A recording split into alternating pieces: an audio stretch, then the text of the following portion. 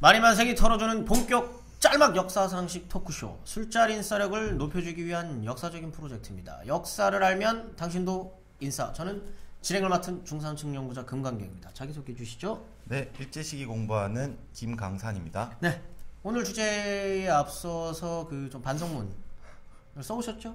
예. 누가 알았겠습니까? 네, 그렇게 떨어질 줄. 그렇죠. 근데 사비는 알았더라고요. 사비 빼고는 이런 결과가 나올 줄은 아무도 몰랐죠. 너무 심지어 카타르가 우승을 했어요. 예. 어저께 그 일본을 이기고 아주 근데 대파했죠. 3대1로 일본이 개발렸다 이런 표현이 어울리는 그런 경기였습니다. 그래서 우리는 일단 아시안컵은 기억에서 지우는 걸로. 저희는 이제 아시안컵은 저희한테는 없는 경기였습니다. 네, 그래서 오늘은 굉장히 좀 뜬금없을 수도 있습니다. 그래서 이 주제 선택 니네 왜 이렇게 했느냐라면 그냥 저희 마음대로 그냥 밥 먹다가 나온 주제들이니까 주제 선택에 대해서는 태클 걸지 말아주시고요. 오늘은 마라톤 하면 생각나는 그 사람입니다. 황영조? 이봉주? 아니요, 송기정입니다. 오늘은 송기정에 대해서 알아보도록 하겠습니다. 송기정 선생님을 특별히 선택한 이유가 있을까요? 딱히 이유가 있는 건 아니고 제가 이제 처음에 스포츠로 했으니까 스포츠로 쭉 나가보자 이런 생각을 하나 가지고 있었고 그리고 이따 얘기하겠지만 송기정이 왜 마라톤에 입문하게 됐느냐 이런 부분에 대해서 좀 더 얘기를 드리고 싶어서 송기정 선생님을 선택하게 됐습니다. 평소에도 좀 존경하는 스포츠인이거나 그런 것도 그런 건 딱히 아닌데 그런 거 아니라고요? 저는 일단 송기정 선생님 존경합니다. 존경하는 송기정 선생님에 대해서 오늘은 이야기를 나눠보도록 하겠습니다. 네. 당연히 오늘은 인물에 대한 이야기니까 저번에는 경평전 이제 경기에 대한 이야기를 했다면 오늘은 인물에 대한 이야기니까 인물의 생애를 좀 간단하게 털어봐야 될 것 같아요. 원래 평안북도 의주에서 태어나고 살았던 분인데요. 굉장히 가난했던 것 같아요. 이 시절은 다 가난했죠. 그렇지도 않은 분들도 계신데 굉장히 소수를 제외하고는 많은 분들이 가난했던 시절이죠. 그렇죠. 그래서 1926년에 신의주에 해일이 일어났다 그래요. 해일. 네, 해일. 바다 해자에 넘칠. 그래서 바닷물이 넘쳤다는 거죠. 바닷물이 넘쳤다는 거죠. 그래서 그 학교가 잠시 폐교가 아니라 휴교를 했죠. 그래서 그때 이제 본인이 장사를 했다고 해요.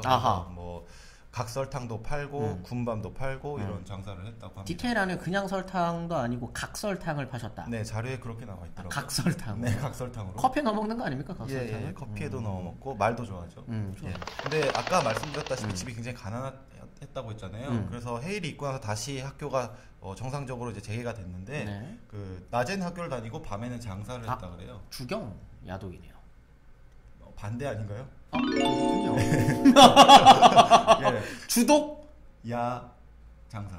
그렇죠. 주독 야 장사. 네, 그렇게 하셨죠. 그래서 이제 근데 그때 그 집에서 그 학교까지 거리가 2km 정도 됐다 그래요. 자갈길인데 거기를 매일같이 뛰어다녔다고 합니다. 2km를 뛰었다. 네. 자서전에 나오는 건가요? 네, 그렇죠. 본인이 뛰셨다. 네, 뛰었다라고 합니다. 그래서 그게 이제 마라톤을 하는데 좀 도움이 됐겠죠. 아무래도. 그럴 수 있겠죠. 보통 그 마라토너들도 그 40몇 킬로를 매일같이 뛰는 거는 아니라 그러더라고요. 그럼요. 좀 2-3km씩을 꾸준히 빠르게 뛰는 연습들을 계속 한다 그러더라고요. 네, 그 마라톤 하는 게 사실 되게 힘들어요. 해보셨어요? 저도 5km 마라톤 했는데 5km는 이제 마라톤이라고 안 부르죠. 장거리 달리기입니다. 명확하게 표현해 주세요. 장거리 달리기인데 그 5km 그 마라톤 하는 거 보면은 되게 힘든 운동이라고 이렇게 생각이 드는 게 마라톤이 되게 쉬울 거라고 생각하지만 피가 나는 운동이에요. 어디에서요? 젖꼭지에서요. 그렇죠. 이거 굉장히 중요합니다. 이때 그 라디오스타에서 그 이봉주 선생님께서 나오셔가지고 얘기를 하셨는데 이게 이제 뛰면은 옷이 이렇게 들리다 보니까 젖꼭지에서 피가 난다고 하더라고요. 본인 경험해보셨나요? 저는 경험해보지 않았는데 지금 목격은 했죠. 확인은 제가 할 수 있나요? 아니요, 지금은 두 개 다 지금 보유하고 계신 거죠? 보유하고 있습니다. 그리고 설사를 하는 경우도 있고. 그럼 뛰다가 지리는 건가요? 네, 실제로 그 스웨덴의 한 선수가 지렸죠? 네, 그래서 이제 인터넷에 짤방도 돌아다닙니다. 지리시는 분? 그렇게 표현하면 안 되고 그래서 끝까지 스포츠 정신을 가지고 완주를. 그럼 나 이거는 좀 사과를 드리면서 스포츠 정신으로 뛰셨다. 오케이. 좋아요. 일단은 2km를 학교를 달리면서 이제 다니셨기 때문에 그것이 이제 좀 도움이 되셨을 것이다. 네네네. 여기까지 이야기가 됐고, 제 생각에는 미스터 손, 네. 어떻게 보면 20세기 원조 손세이셔널. 그럴 수 있네요, 진짜. 네, 손세이셔널이죠. 네, 지금의 어떻게 보면 손흥민과 비교해도 네. 뒤처지지 않을 정도로 어떻게 보면 굉장히 국민 영웅이셨는데 네. 이분의 시작을 좀 알아봐야 될 것 같아요. 예를 들면 이제 송기정에게 그 손흥정이 누구냐? 손흥정, 그렇죠. 손흥민한테는 아버지인 손흥정이 있었죠. 네네네네. 제가 오늘 이 주제를 선택한 배경이기도 한데요. 네. 김교신이라는 인물에 대해서 아주 간략하게 언급을 드리고 가도록 하겠습니다. 김교신이라는 분은 양정 고보에서 교사 생활을 하시던 분이에요. 은사님이네요. 네, 그리고 지리를 이제 담당하시는 분이셨는데. 지리? 네, 지리. 지리랑 마라톤이랑 뭐 큰 상관이 있어요? 큰 상관은 없어요. 그래서 지리를 잘 알아야 어디로 뛰는지를 잘 알고 뭐 그런 건 아니고. 인간 내비게이션이고 네. 이런 겁니까? 마라톤은 보통 코스가 있으니까요. 그럼 굳이 상관없는 과목을 가르치신 분이에요? 네, 상관없는 과목을 가르치셨던 네. 분이죠. 근데 왜 이분이 마라톤을 송기정 선수한테 권유했는지는 확실하지 않는데 네. 그래도 간략하게 김교신 선생에 대해서 얘기를 하자면 이분이 교사이기는 하지만 네. 실제로는 이제 한국의 개신교의 이제 무교회라고 하는 어떤 하나의 그룹이 있어요. 그러니까 이건 이제 교회 중심의 어떤 신앙을 하는 게 아니라 성서 중심의 신앙을 하는 그런 거거든요. 그냥 이제 신앙인으로서만 이렇게 할 수 있는 건 아니고 성서조선이라는 잡지를 만들어서 하는데 이게 다분히 이제 민족주의적인 색채가 있었던 그 잡지예요. 그래서 나중에 이제 조와라고 하는 와는 이제 개구리거든요. 개구리가 죽어서 이제 개구리를 추모하는 식의 이제 글을 실었는데 그 개구리가 이제 조선 민중을 빗대서 한 거거든요. 아하. 그래서 이제 폐간되기도 해요. 이제 총독부로부터. 네, 그래서 그런 민족주의적인 그런 어떤 신앙 이런 것들을 갖고 계신 분이었습니다. 민족주의적 신앙을 가지신 분이랑 송기정 마라톤과는 무슨 상관이죠? 그래서 이제 송기정 선수한테 권유를 지금 뭔가 좀 즉각적으로 들어오지가 않네요. 네, 권유를 할 때 그런 식으로 권유를 했다고 해요. 네가 민족의 기둥이 되어라. 네, 말하자면 마라톤으로 좀 뭔가 민족 정기를 되살려라. 네네네. 그런 겁니까? 네네네. 그래서 이제 그러니까 말하자면은 이제 정확한 비유일지 모르겠지만 강백호한테는 최소영 같은. 농구 좋아하세요? 네. 그런 거. 네, 뭐 그런 거죠. 말하자면 정신력을 담당하는 코치라고. 하긴. 네. 정신이 육체를 지배할 때가 있거든요. 그럼요. 이제 사실 마라톤이라고 하는 운동 자체가 그런 부분을 굉장히 중요하게 작용하는 운동이니까요. 좋습니다. 김교신 씨의 이야기가 나온 김에 이제 또 슬램덩크만큼 재미있는 김교신과 송기정의 어떠한 그런 에피소드들 이런 얘기들도 조금 털어줘야죠. 네, 그러니까 굳이 슬램덩크를 갖고 오셨잖아요. 네, 그러니까 얼마나 이 김교신이라는 사람을 신뢰했는가라고 하는 부분을 이제 말씀을 드리면 36년에 베를린 올림픽에서 송기정 선수가 우승을 하는데 그 전에 선발 대회를 할 거 아닙니까? 그렇죠. 국가대표 선발전을 하는데 이때 이제 도쿄에서 해요. 도쿄에서 하는데 그러니까 송기정 선수가 본인이 이제 김교신 선생의 얼굴을 보면서 뛰고 싶다.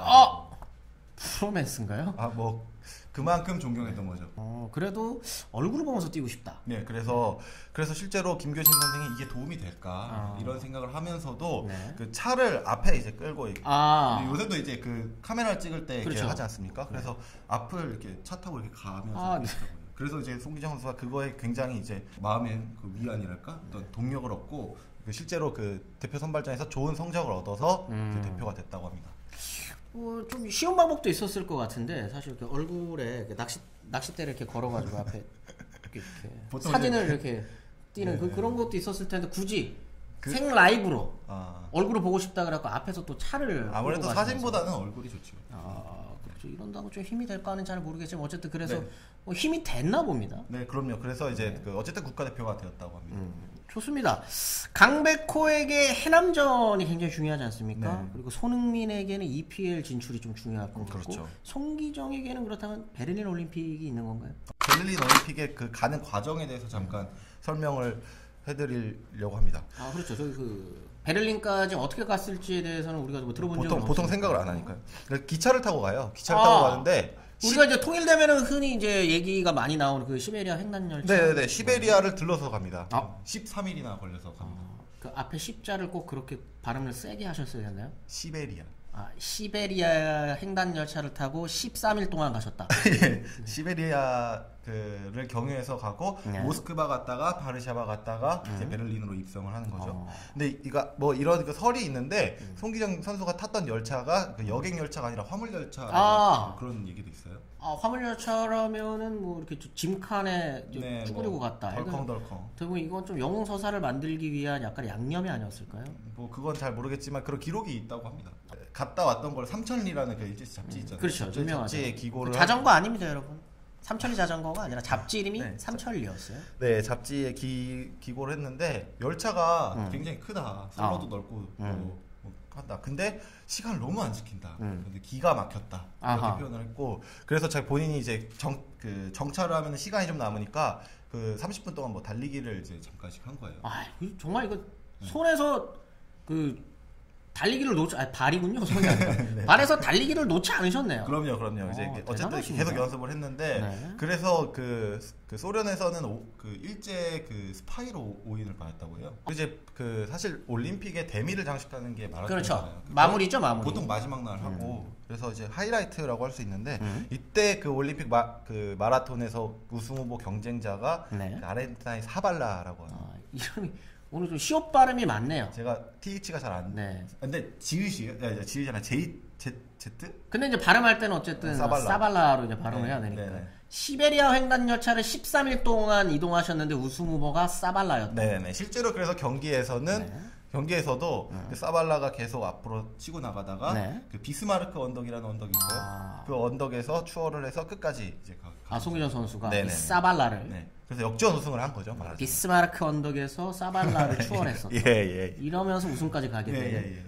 이게 좀 뭔가 좀 스토리가 좀 이어지네요. 시베리아부터 시작했고 사발라까지. 시옷의 역사라고 할 수 있죠. 네네. 좋습니다. 이제 저 베를린 올림픽 우승까지 이제 조금 스토리, 김교신과의 스토리까지 해가지고 좀 살펴봤으니까 저희가 또 역사 또 채널 아니겠습니까? 또 역사학적으로 어떤 의미 부여를 할 수 있고 이런 얘기들은 다음 시간에. 지금 시간이 조금 없네요. 또 실패했네요. 벌써 15분이 흘렀다고 합니다. 다음 시간에 좀 본격적으로 알아볼 거고, 다음 시간에는 또 우리가 또 1등만 기억하니 더러운 세상 속에서 3등을 하셨던 분이 있어요. 그분도 조선인이었거든요. 그분 이야기까지 조금 같이 나눠보는 시간을 갖도록 하겠습니다. 저는 중산층 연구자 금강경이었습니다. 감사합니다. 감사합니다.